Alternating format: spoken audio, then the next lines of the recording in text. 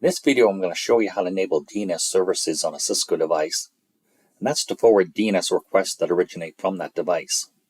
So for example, if I'm on R1 and I want to ping R2 or switch to, with DNS enabled, I could issue the command ping and then R1 instead of ping and the IP address.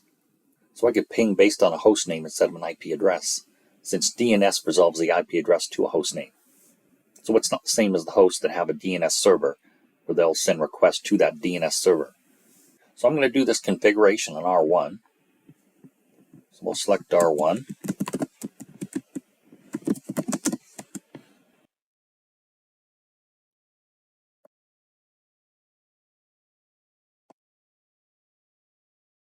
So this first command, IP domain lookup, this enables DNS services on the router. This is enabled by default. I've included it since you know how to enable it if it was previously disabled.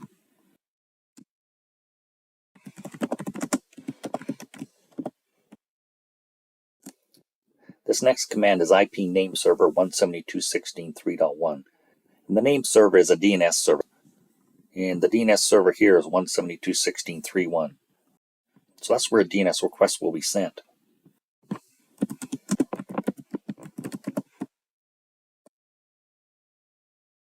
And the final command is IP domain name CCNA.com.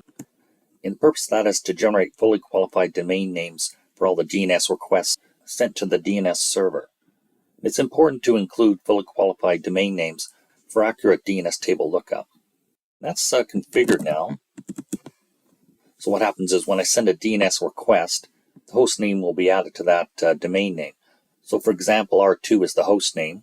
So the fully qualified domain name sent as a DNS request would be r2.ccna.com.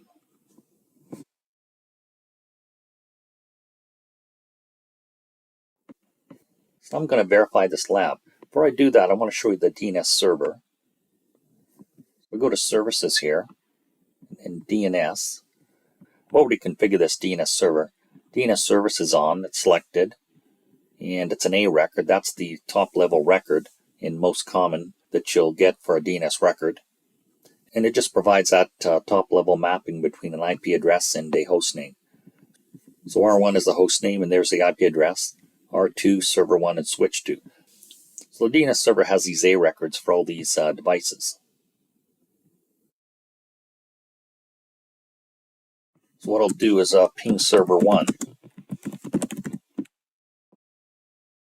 DNS request is sent, translating server 1, 172.16.3.1. That's where it's sending the DNS request. That's the DNS server.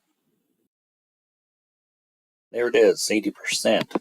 So server 1, so I'll just try it again. And what's happened is there's a host table in R1. It's just added that A record to R1. So now it's local, it'll be a little faster. Now I'll ping with hostname R2. That works fine. So translated it to 172.16.2.2. That's the IP address. That was resolved from the hostname. So the DNS server resolved hostname R2 to that IP address, 172.16.2.2. So that's fast Ethernet 1.0 on R2.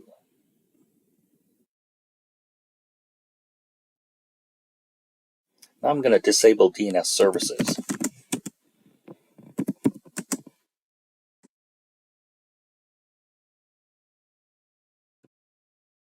So this command will disable DNS services. Now what I'll do is I'm going to send a ping to switch 2.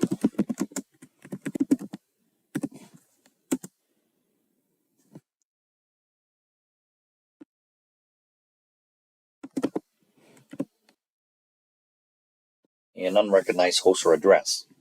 Without DNS services running, that host name cannot be resolved. There's switch 2 there. And switch 2 does have an A record in the DNS server. What I'll do now is ping R2.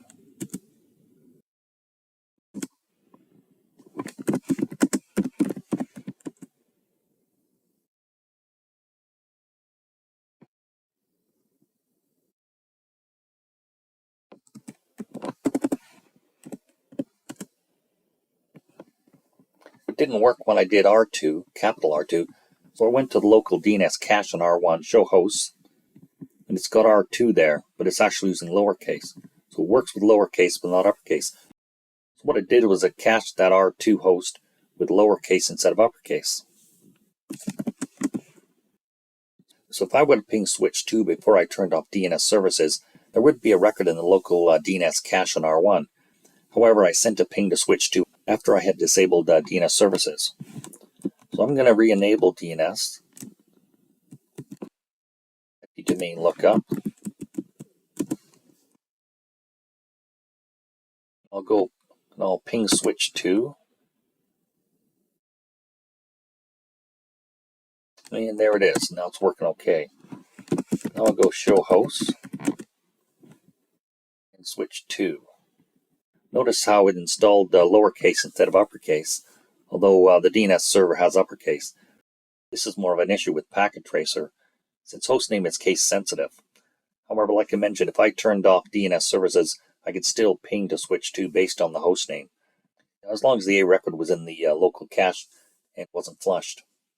Notice well with this show host command, there's default domain CCNA.com and the name server 172.16.3.1. And also under flags, you've got this temp. That means it's not a static DNS record. I could configure static DNS records right on R1 with the host command. So it would just be host and the IP address and the host name. That would be a permanent. These are temporary, so that eventually they'll be flushed from the DNS cache. So that verifies DNS is working, and that concludes the video.